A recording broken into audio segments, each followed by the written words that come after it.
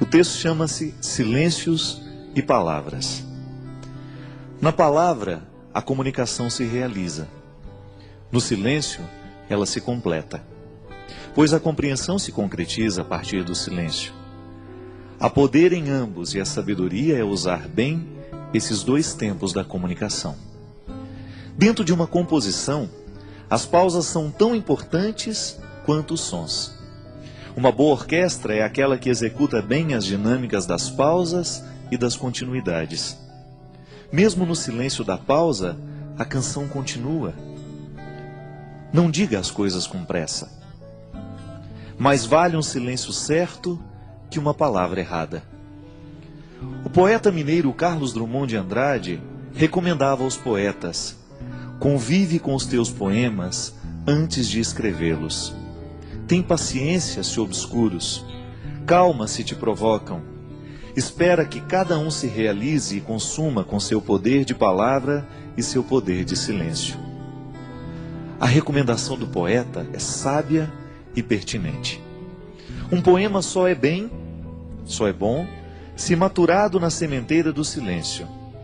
Antes de se tornar palavra, a poesia é experiência de vida silenciosa. Os artistas sabem disso, e nós precisamos aprender.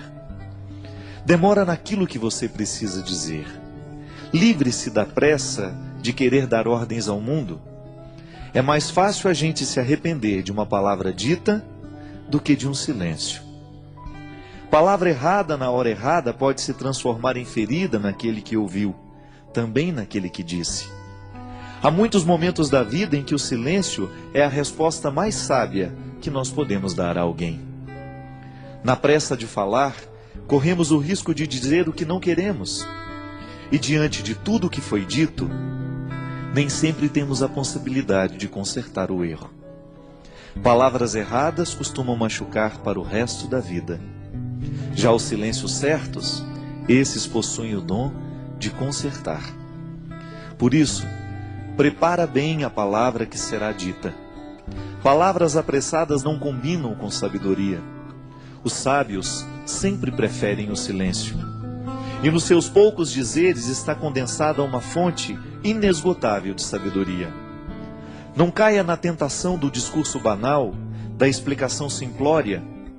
Queira a profundidade da fala que nos pede calma.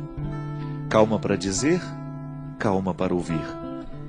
Uma regra interessante para que tenhamos uma boa compreensão de um texto é justamente a calma. Só assim podemos adentrar nos significados que o autor quis sugerir e, consequentemente, mergulhar no mistério do seu texto. Leituras apressadas podem fomentar equívocos. E equívoco é uma espécie de desentendimento entre o que escreve e aquele que lê. É uma forma de obstáculo para a compreensão da linguagem. Na comunicação verbal cotidiana, isso sempre acontece. Dizemos e não somos compreendidos. Diante do impasse, duas realidades são possíveis: ou alguém disse com pressa, ou alguém escutou sem atenção. Dizer e ouvir requerem silêncio. Só diz bem aquele que pensou antes no que iria dizer, e ouve melhor aquele que se calou para escutar. A regra é simples, mas exigente. Por isso hoje, neste tempo de palavras muitas, queiramos a beleza dos silêncios poucos. Eu sei que muitas vezes nós somos vítimas das palavras malditas. Não são poucas as vezes em que palavras malditas chegam até os nossos ouvidos. Uma palavra pode ser maldita por causa do conteúdo que ela tem, ou então por causa da forma. Hoje eu estava lendo um texto, coincidentemente, falando da música das palavras.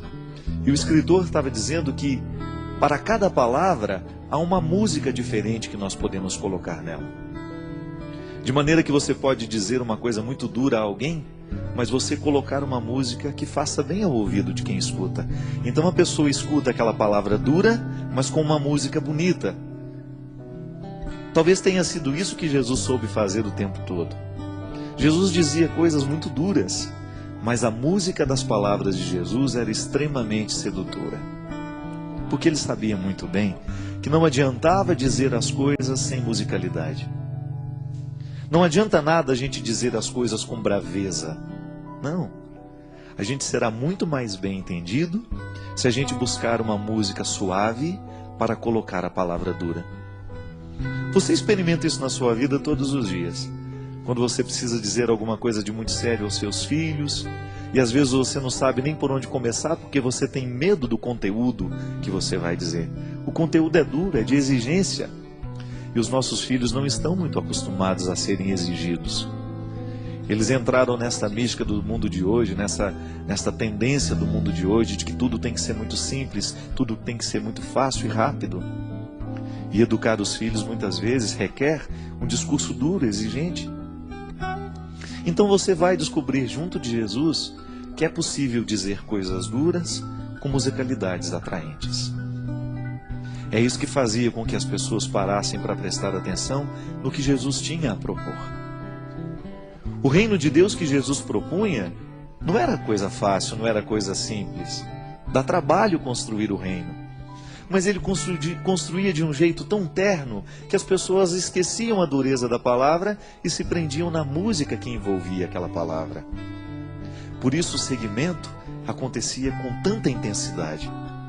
Tantas pessoas por causa da música que estava revestindo tudo aquilo que ele dizia. Minha gente, muitas vezes o que a gente faz de errado não é o que a gente diz, mas é como a gente diz. É a música que a gente coloca na frase. Pode ser que hoje você tenha ferido alguém com aquilo que você disse. Pode ser que hoje você tenha sido ferido por alguém com aquilo que você disse. E talvez você não tenha errado naquilo que você disse. Você tinha razão naquilo que você disse. Você estava certo ao reivindicar o que você reivindicava ou dizer aquela verdade que você disse. Mas talvez você não tenha escolhido o melhor jeito de dizer. Talvez você se perdeu na pressa, na raiva, na ira. É estranho, mas na vida a gente perde a razão quando a gente fica bravo. Na vida a gente perde a ternura quando a gente se irrita, porque a ira, ela tem o poder de retirar de nós a sabedoria. E quando nós estamos fora da sabedoria, geralmente nós não sabemos colocar músicas nas palavras. Todos nós gostamos de música. Todos nós gostamos de ouvir aquilo que entrou um dia dentro do nosso coração, nos fez bem. Por quê? A palavra veio com música, ela não veio sozinha. O intérprete colocou naquela palavra uma intenção tão bonita que você de fato acreditou naquilo que ele estava cantando. Uma canção bem interpretada, ela expressa todo o poder de verdade que o compositor quis dar. Mas aquele que interpreta, o bom intérprete, ele faz a canção se tornar ainda mais verdadeira do que quando nasceu da mão do compositor. Porque ele soube colocar a intenção da voz. Eu, quando dava aula na faculdade de teologia, lá na faculdade Beuniana, eu sempre dizia para os meus alunos que seriam padres um dia: olha, cuidado para você não ficar com um tom de voz, um jeito de falar igual a todo mundo. Busque a melodia das palavras. Busque o seu jeito de dizer. E que o seu jeito de dizer as verdades evangélicas, que o seu jeito de ensinar o evangelho, a palavra de Jesus, as coisas boas da vida, estejam de acordo com aquilo que você verdadeiramente acredita em e identifica neste mundo como ternura. A palavra pode ser dura, mas a música que envolve a palavra não precisa ser. Porque aí você vai ter um poder de convencer muito maior do que se você estivesse usando a palavra dura com uma capa, uma armadura. Não. Todos nós temos medo de armadura, porque ela nos recorda a guerra. E às vezes, ao invés de colocar melodia, música na nossa palavra, a gente coloca armadura. E aí a gente assusta aquele que nos escuta, a gente machuca aquele que nos escutou.